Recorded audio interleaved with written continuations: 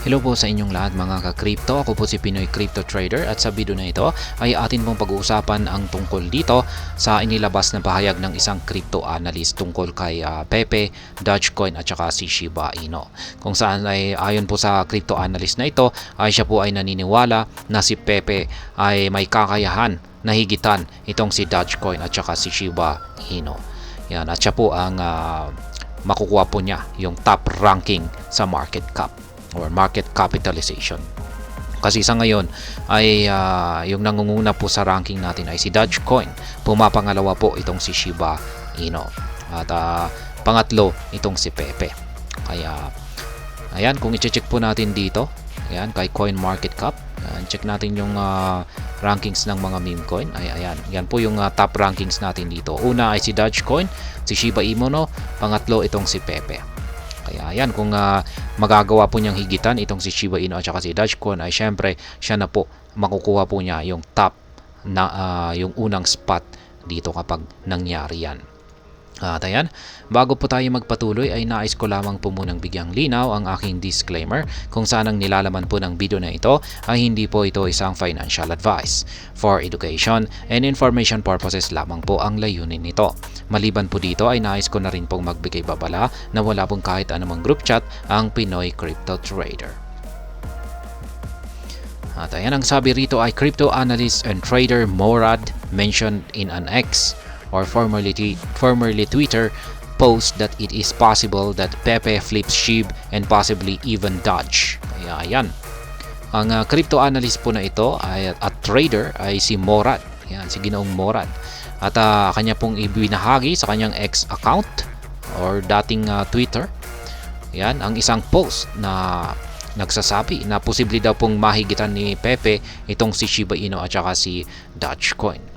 Pepe flipping these two meme coins will make it the largest meme coin by market cap as they occupy the second and first positions respectively. Kaya ayan na nga yung gaya ng sinabi ko kanina. Yan, ang top 1 po natin ay si Dogecoin, top 2 ay si Shiba Inu, top 3 ay itong si Pepe. Ngayon, kung sakaling nagkatotoo yung paniniwala dito ni Ginoong Morad at natalo niya, nahigitan niya itong si Dogecoin at saka si Shiba Inu ay syempre siya ang mapupunta dito sa top 1. Siguro ang magiging top 2 ay si Dogecoin, top 3 ay itong si Shiba Inu kapag nangyari yan. Morad further explained why he holds this belief, noting that Pepe is a cult community with 10 million plus unique memes that is sick, perpetually relevant to modern culture. Kaya yan po yung basihan ng kanyang paniniwala.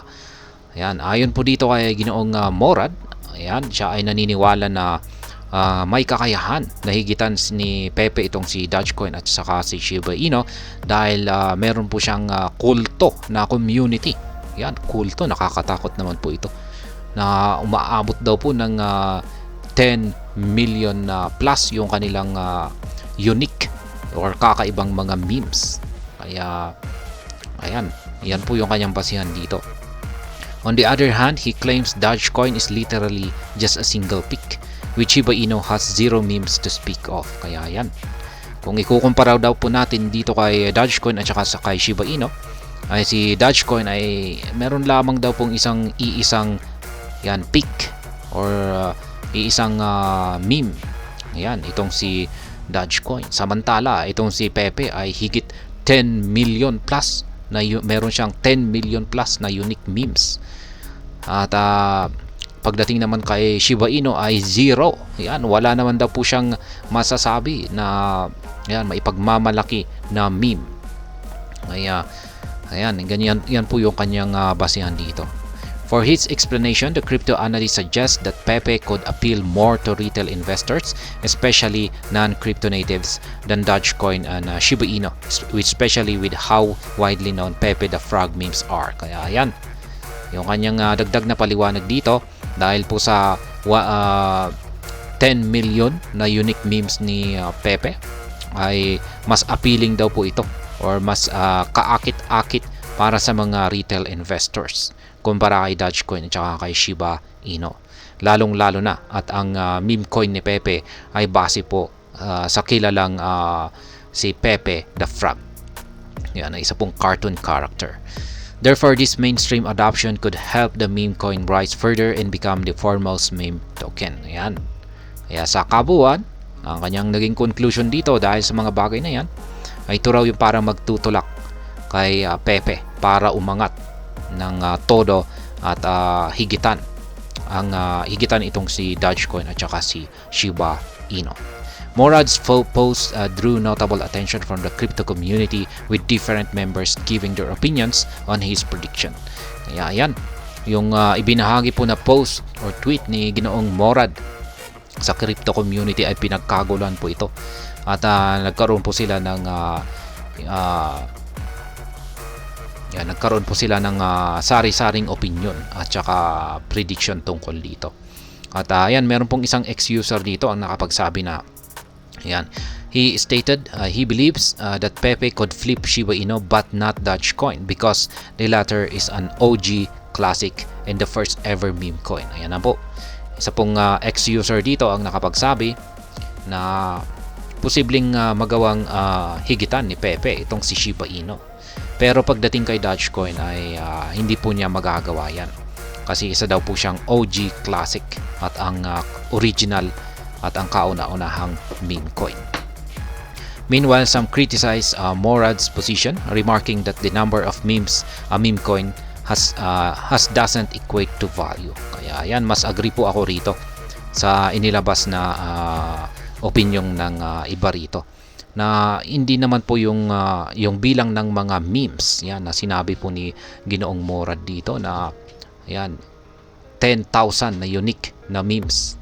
Yan ay wala naman po yung kaugnayan sa value ng isang meme coin. Yan, hindi naman po yan yung nagpapataas sa kanyang presyo or nagbibigay sa kanya ng pundasyon. Ayan. Mas masasabi kong mas matindi po kay Shiba Inu kasi siya talaga ang may pundasyon. Marami po siyang mga platforms, marami na po siyang mga projects, marami na po siyang mga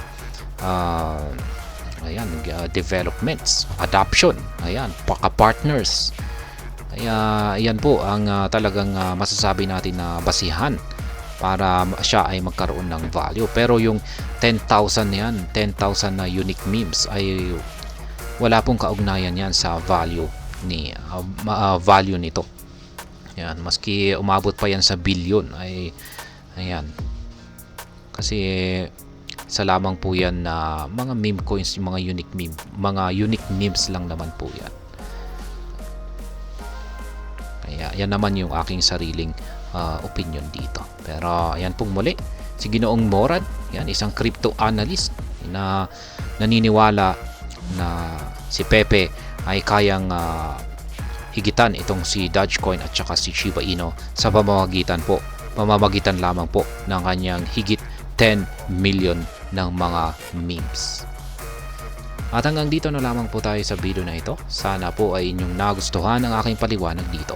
Kung inyo po itong nagustuhan ay pakiclick lamang po ang like button nito. Para naman po sa mga bago lamang dito, kayo po ay aking inaanyayahan para mag-subscribe. Pakiclick na rin po ang bell icon nito dahil ito po ang siya magsisilbing notification nito sa mga bago kong videos na akin pong ina-upload sa aking YouTube channel na ito. Marami pong salamat sa panonood. Ingat po tayo lagi at God bless po sa ating lahat.